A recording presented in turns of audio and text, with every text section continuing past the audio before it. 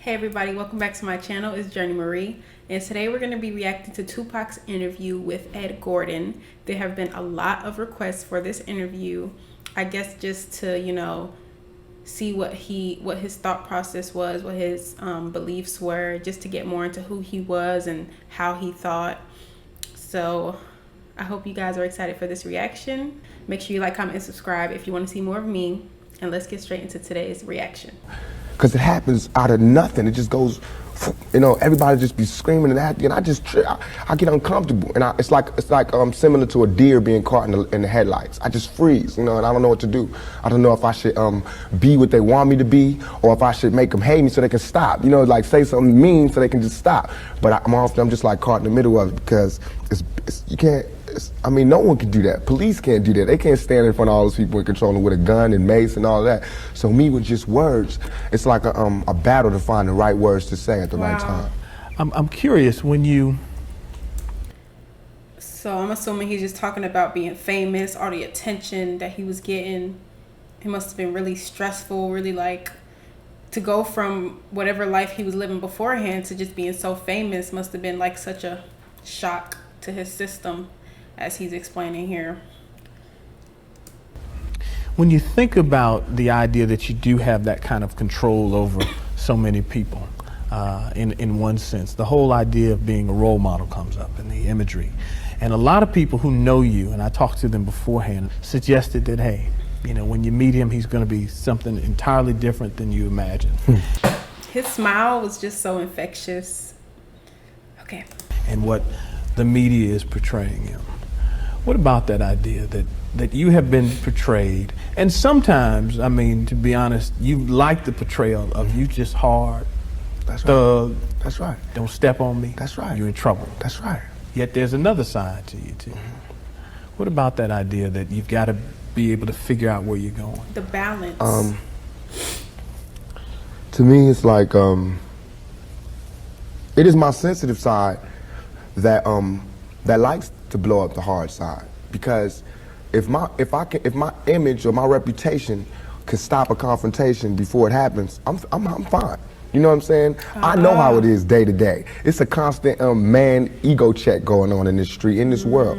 So part of that is just like, that's my resume. But as far as the media, they look at it something different. They don't care about my resume. They don't care about me not getting in trouble. So it's like he would use his thug persona, because obviously that was who he was, but it was only a part of him.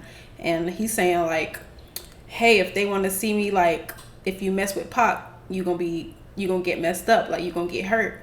See, he's using it as well, it's gonna make a situation not happen, because if people see me like that, then they won't mess with me and there would be no confrontation in the first place. It's just another story, and it's a real story. They don't have to pay for it, and they're gonna milk it for all it's worth. As far as people, they want me, when they first see me, to humble myself. They want me to be like this and da-da-da, just because they're scared of me. But I don't feel like that's my job, to humble myself, to show you that I'm not a threat. I'm not a threat unless you're a threat to me.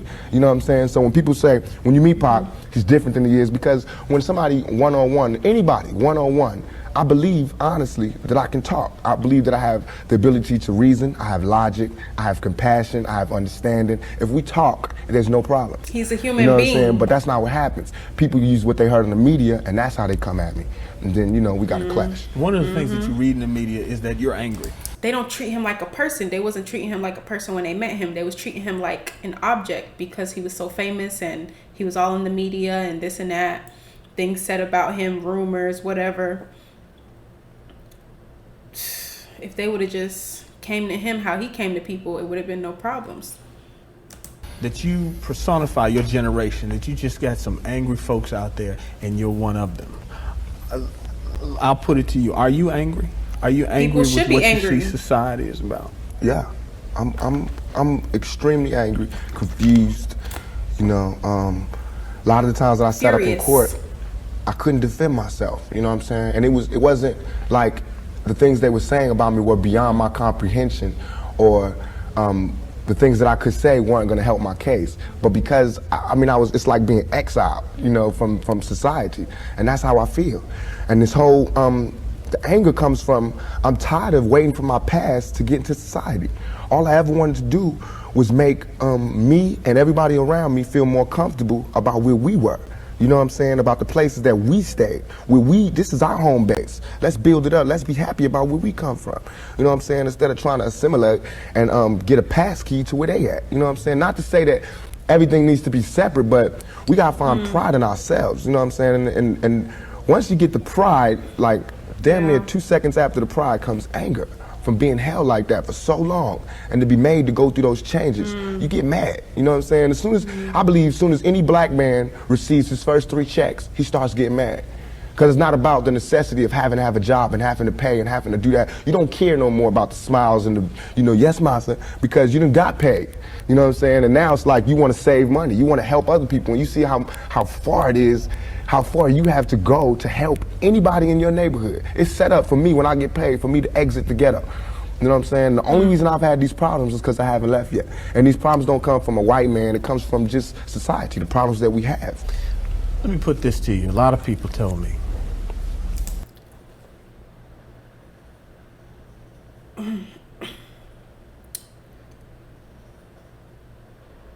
oh, it's so much. What do I even... I was thinking so much stuff as he was talking, but then he kept saying more stuff, so I didn't want to stop.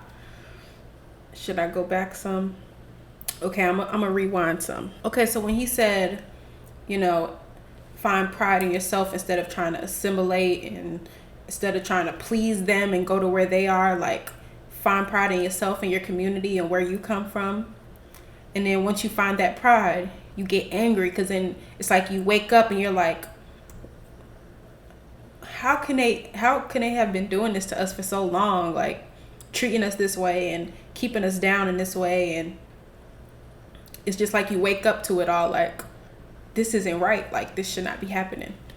Yeah, like he's saying, like once you get a taste of that money and you see what it can do and you're like, my people need this, like they've held us down for so long, we've never been able to get to where they are, to be on a level playing field when it comes to money, family wealth. Like they have wealth going back all down their lineage because they've been on top and they've been using us to get that.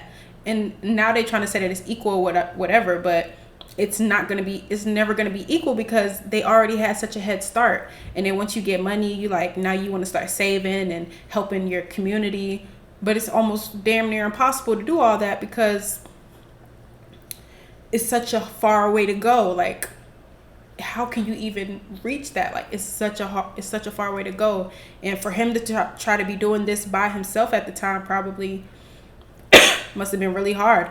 And the fact that he didn't just leave the ghetto after he got some money, like he said, it's set up for you to just leave the ghetto once you get some money. He stayed in the ghetto. He stayed with his people. He's for the most part a nice guy. This old thug thing, hype. Good for record sales.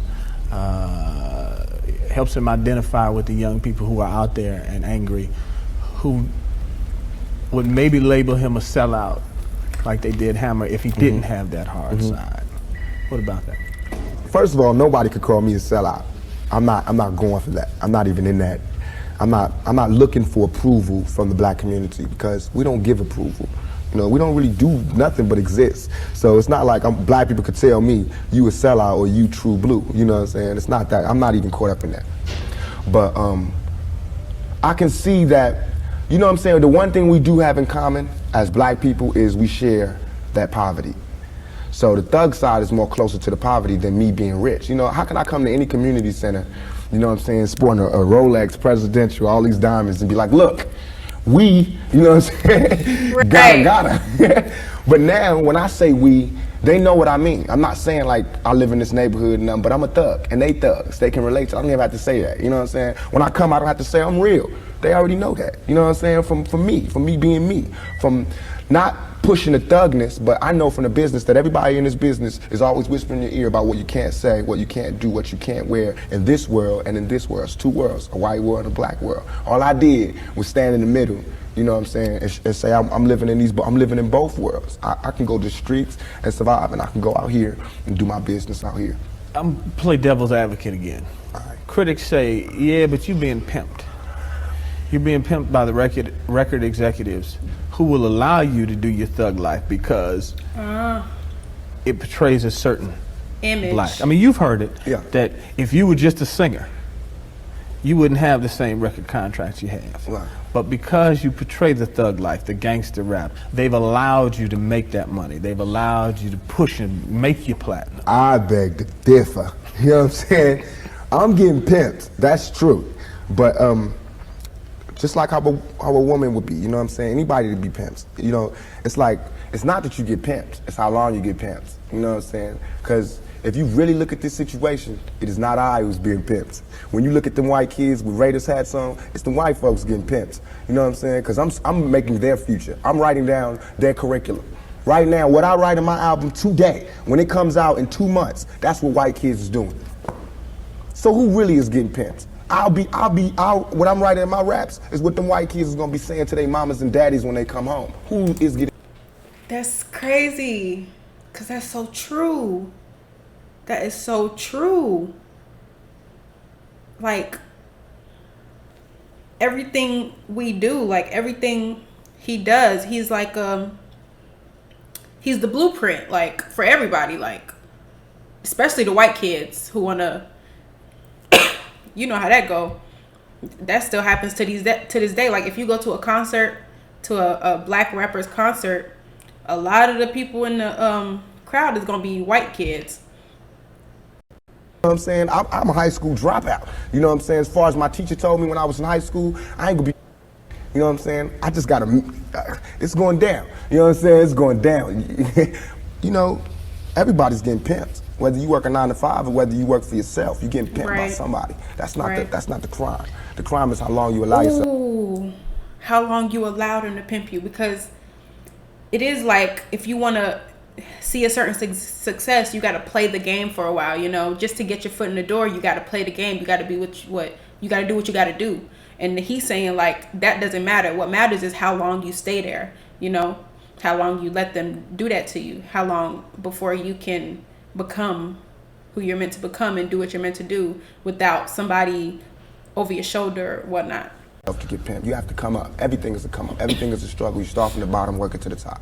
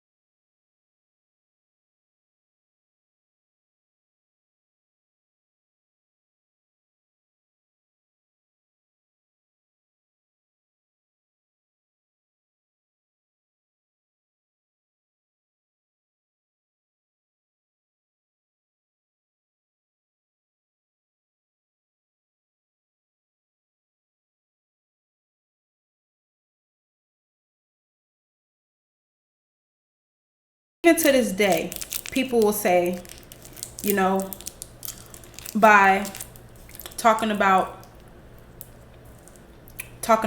violence and drugs and whatnot in your rap music, you're influencing, you know, the younger generation. You're influencing them.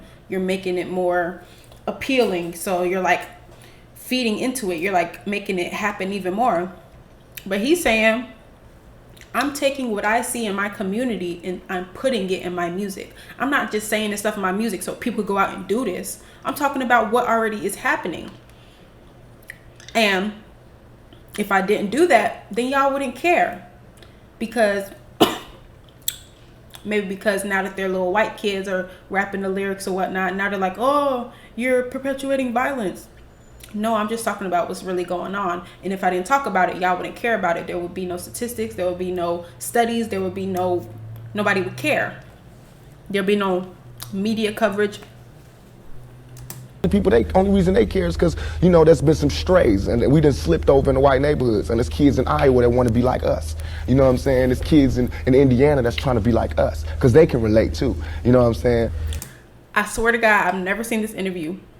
That's what I was just saying. They mad because now that their little white kids are listening to the same music, now they getting scared. You even admitted, I don't live in that neighborhood anymore. There's no real reason for you to carry a 9mm. Don't believe that. Why?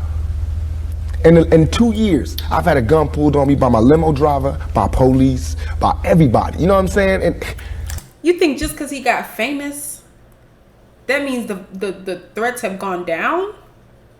Now that he has money, things, status, you think that means people are going to stop targeting him? And he's black and successful?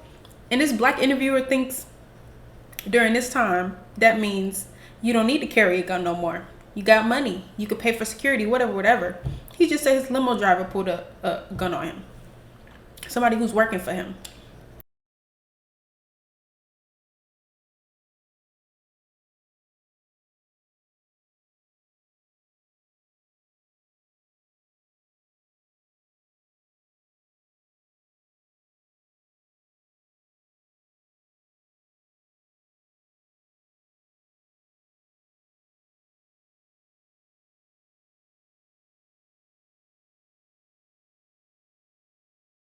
And as far as Jesse Jackson, my first acting job was at the Apollo Theater when Jesse Jackson was running for president in 1984. It hurts me for him to say anything negative about any rapper because we supported him. He should support us. You know what I'm saying? As far as his image, you know what I'm saying? What was he doing? You know, he should be the last person talking about gun violence when he sat right there while Martin Luther King caught one in the neck. You know what I'm saying? Things ain't really changed that much. I swear to God, nothing I ever say is meant to be something where innocent people get hurt. Nothing I ever say is meant to be like a end all, let's go do it right now. Nothing. Everything I ever say, and if any, this is so we can set it clear, anything I ever say as it pertains to my peers and being strapped is only in self-defense. You know what I'm saying? Because right now where I'm at, the world is harsh. And I just don't got no beautiful stories. You know what I'm saying? I'm gonna just be getting them ready. He has good intentions. Like, his message is never, he has good intentions, and he's saying all this stuff to make people think. He's not necessarily saying like, let's all go out and just kill all the cops and kill all the racists. And he wants people to think. He wants people to wake up, to, you know, be aware. Because that's why I think I messed up. If somebody would have grabbed me, pulled me to the side and been like, look, Tupac, as soon as you step out here, they're going to be at you. If somebody would have explained it to me, I wouldn't have took the same mistakes. But I made those mistakes. And that was my job to stop somebody else from making those same mistakes. To lay it out. To lay out the real map on the world and how it is. Everything I'm saying is a warning, is a plea for help. If everybody is so goddamn worried about me, why ain't nobody came to help me? Woo. First of all, I want to talk about how he said, I don't have any beautiful stories to tell. How do you expect somebody to just make music about flowers and rainbows if that's not their experience, if that's not their life, if that's not their world? They're going to talk about what they know. He didn't have any beautiful stories to tell at the time because there was nothing beautiful happening. He was just being real. And the fact that he's saying like everything he says is a warning, it's a cry for help. Man. And nobody has tried to help him. You know what I'm saying? I never wanted to be no star. This ain't my job. I care if everybody don't cheer for me. You know what I'm saying? If you're not cheering for me for what I'm doing, don't cheer for me. Don't cheer because you think I'm cute. You know what I'm saying? Screw that. Cheer for me for what I'm doing, for what I stand for. And when I go to jail, you should cheer louder. You know what I'm saying? Because I'm standing up for what I do. I'm not robbing nobody, not stealing from nobody. I never took nothing. Everything I do to represent my people. I do because I think this is what they want me to do. This is all I want to say. For all them people that doubt me, I had no record all my life, okay? No record, no police record, until I made a record. As my video was debuting on MTV, I was behind bars getting beat up by the police department. I got a $10 million lawsuit. They said they would settle with me and everything. You know what I'm saying? But nobody cared about that. That wasn't blew up all in the news. They did not see me on TV with my eye busted, my head busted. There's pictures of those. In Oakland, yes, in Oakland. You don't. Wow, so he never even had he never even got arrested before his whole life until he became famous. See them pictures. You see pictures of Tupac coming out of jail in cuffs. You don't see pictures of the police standing over me beating my brains in. You don't see that. But I see that. He must have had so much trauma. Of course he was angry. He was traumatized, angry as he should be, probably scared, you know. When you got everybody pretty much against you, all the eyes are on you. What I see, you know what I'm saying? So it's all real. And I feel like just like a woman that's raped, any woman that's raped would never, ever allow herself to be raped again. Am I correct? Any woman that's violated would never allow herself to be violated again. Same thing. You know there are going to be people who sit here and say, how can you say that when you're faced with that charge? That's In how New I can York say City. it. We got people in my own community that will get me. Why? Because I got it. I think I heard about this. He was accused of that. Let me do some research real quick. Wow.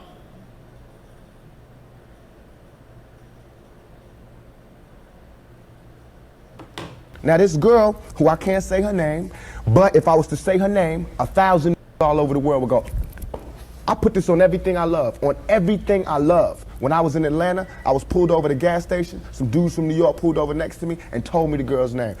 They said, I know the girl that did it. They told me her name and where she's from, say she's scandalous.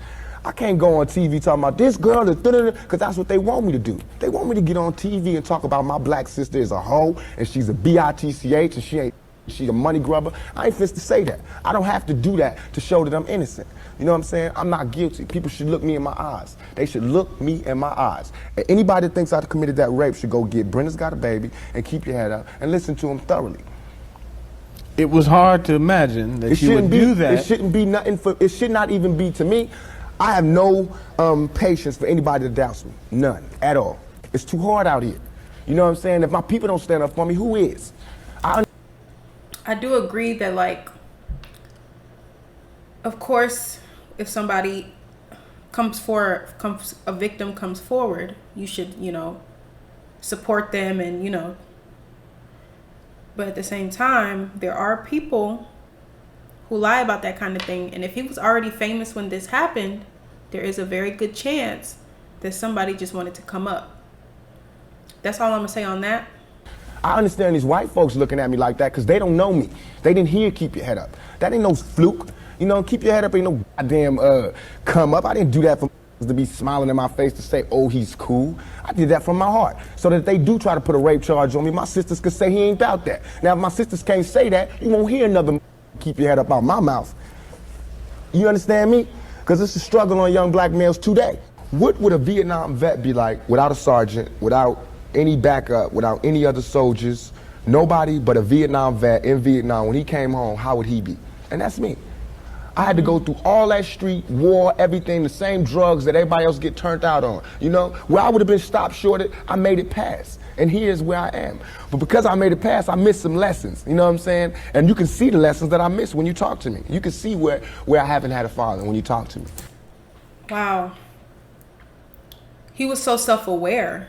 Like, he's aware of his shortcomings, of his, you know, where he fell short. He's aware of that.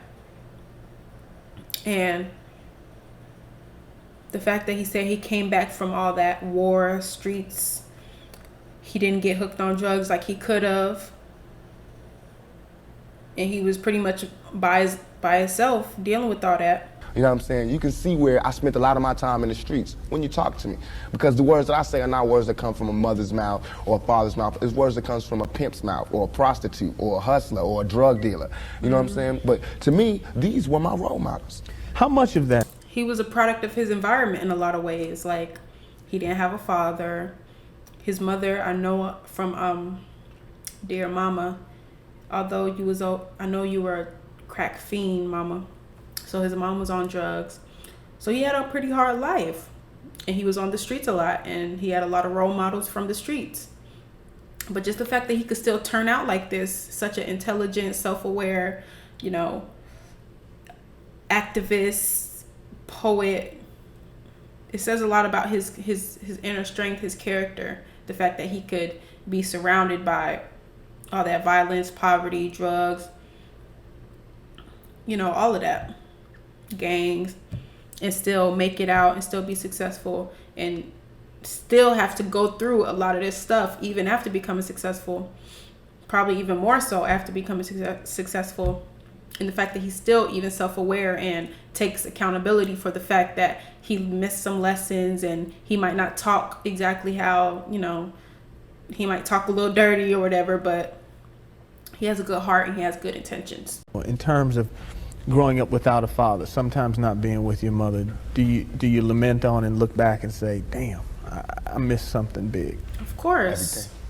I know for a fact that had I had a father, had I had someone, and I hate saying this because white people love hearing black people talk about this, but had I had a father, had I had some of these opportunities, I'd have been able to help my mother more. She wouldn't have went the road she went. I could have been a better son. You know what I'm saying? She wouldn't have went that road. It was the absence of my father. You know what I'm saying? I'm dealing with him being daddy not being there. My mother's dealing with him being my man not being there. You know, so many problems in our community that affect everything. So by me not having that, I ain't never want to hear nothing about no kind of relationships between a black man and a black woman. I knew they didn't work. Because as far as I knew, my daddy was the coolest dude out there. And my mama was a Panther. So if they didn't work, it don't work. That's how I felt. You know? Wow. So just looking at his parents as his, first role model of a relationship, the fact that it didn't work out and it failed, he came out of that with the impression that, well, black love ain't real. Like a black woman, a black man, it's not going to work out. Because that was his first major role model of that type of relationship, and the fact that it didn't work really affected how he thought about relationships and between black women and black men. I'm saying, and going out there, you know what I'm saying, it's like watching my mother just go through changes and everything. It's like my mother's my partner. She a soldier. You know, she a soldier like I'm a soldier. You know, and I watched the game that she went through. If I would have went the same way my mother went, had not she did her route and showed me where it went wrong with her. My mother always told me, don't you ever just volunteer yourself to our people, because they'll use you. That's what they do. You know what I'm saying? She also told me to follow my heart and for me to be the leader.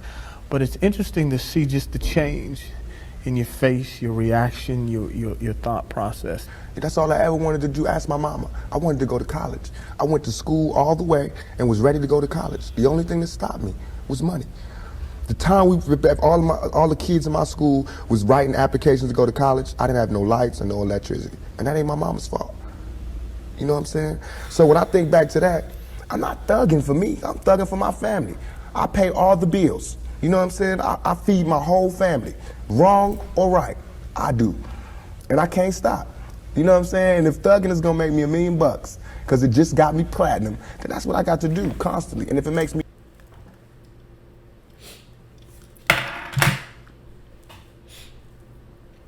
Y'all might be thinking, why is she crying?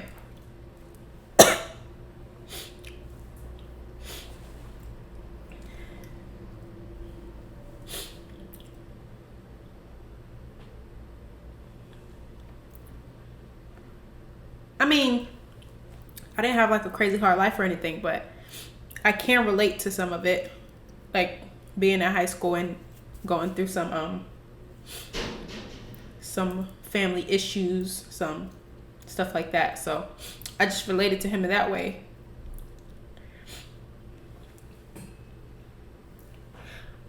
But also just hearing him how he went through all those struggles, and then he had to just be there for them. He had to be strong. He had to.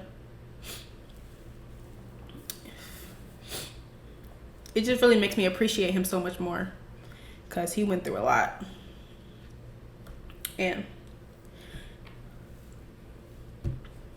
I love Tupac. That's all I'm gonna say on that. Hold on. It's crazy because I'm not even an emotional person, so I just feel a weird connection with Tupac. Like if we were alive at the same time,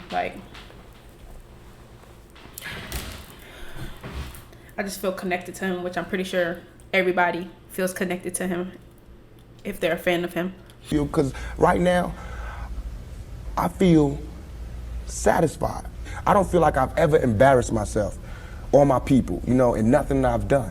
And yet and all, I got the whole world fearing me. You know what I'm saying? At 23, weighing 160 pounds. You know what I'm saying? And I ain't even started. I haven't even wrote my plan out yet, and they scared. I got the vice president know who I am, the president, every cop in every city. You know what I'm saying? And I haven't even started working out a plan. We killing each other because we killing ourselves. We not when another man. I know I've been in a position. It's out of our control. It's not like he wants to kill. He just doesn't want to die. You know what I'm saying? It's that situation when we are living in a war zone. It's not as easy as these people are making us think, that they just got some criminal ass black kids with guns. It is not like that. We live in hell. We live in the gutter. We got us stacked up 80 deep in one building. You know, by the time you get out your house, you strapped to protect yourself. Because you living in the same community that the police is carrying rifles and riot gear. They need them riot, excuse my language, I'm so sorry. The same reasons they need the riot hat, the riot jacket, the flak jacket, the double vest, the 9mm Glocks with extra bullets, the tear gas, the mace, all that. Who do you think the police is using that against? Dogs?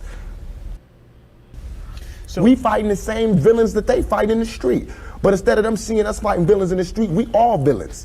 Is your generation the one that is picking up for where the Panthers left off, saying, all right, enough is enough? The generation before us forgot about the fight. We're picking it back up. Not only forgot about the fight, forgot about us. Yes, and we're picking it back up. But at this level, all we're trying to do is unite. And right now, as a year, we got 1 million people that's listening. Now we can tell them something. Now we can try to get them that way, and we might lose some. We might gain some, but we would never even have that audience had we not said what was real. You know what I'm saying? And the main thing for us to remember is that the same crime element that white people are scared of, black people are scared of. The same crime element that white people fear, we fear. So we defend ourselves from the same crime element that they scared of. You know what I'm saying? While they waiting for legislation to pass and everything, we next door to the killer. We next door to him, you know, because we up in the projects where it's 80 in the building. All them killers that they letting out, they right there in that building. But it's better, just because we black, we get along with the killers or something? We get along with the rapists because we black and we from the same hood? What is that? They just put them all in the same category. Like, if you're black, you're a criminal, pretty much. We need protection too. Finally, I want to ask you about something that someone else asked you in the interview, and I thought the answer was interesting because I think it speaks to you and your generation a lot. Someone said, where do you see Tupac 10 years from now? You said, hey, I just want to be alive. That's real for you. That's so real. I made a metamorphosis. I'm a new person today because I used to strongly and honestly, I feel like I could represent my generation so much because I honestly did not care whether I lived or died. But now, I cannot die with people thinking I'm a rapist or a criminal. I can't leave until this shit's straight. You know, I'm not suicidal. I can't go until y'all really know what time it is. And then after that, boom, it's all over. And we can see, you know, how this shit fall. But that's how it is. And the reason being is because if I can't live free, if I can't live with the same respect as the next man, I don't want to be here. Because God has cursed me to see what life should be like. If God wanted me to be this person and be happy here, he wouldn't let me feel so oppressed. He wouldn't let me feel so trampled on. He wouldn't have woke me up. He wouldn't let me think the things I think. So I feel like I'm doing God's work. You know what I'm saying? Just because I don't have nothing to pass around for people to put money in the bucket don't mean I ain't doing God's work. I feel like I'm doing God's work. You know what I'm saying? Because these ghetto kids ain't God's children. And I don't see no missionaries coming through there. You know what I'm saying? So I'm doing God's work. While Reverend Jackson do his up in the middle class and he go to the White House and have dinner and pray over the president, I'm up in the hood, you know what I'm saying, doing my work with my folks. And just because I don't live there don't mean I don't go there. I got to go there because I can't hang nowhere else. Whew, that was extremely emotional for me. But I hope I said enough throughout the video because honestly, I'm kind of lost for words right now. Like, I don't really know if I could summarize all my thoughts. So, you know, if there's anything you want to ask me in the comments, I'll answer your questions of anything about how I felt about it that I maybe didn't say in the video. Let me know what you thought about this interview, how it made you feel. Thank you guys for watching. Make sure you like, comment, and subscribe. And I'll see you guys in my next video.